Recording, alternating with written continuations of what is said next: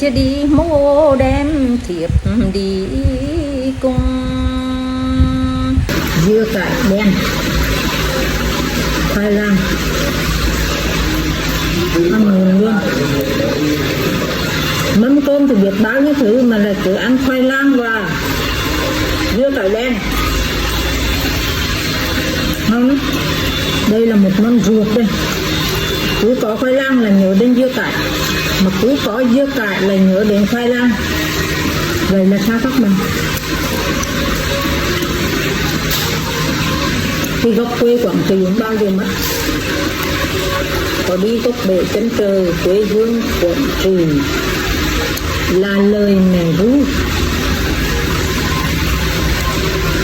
Dù cho sóng gió mịt mù, ăn khoai lang với cải đen cũng đẹp.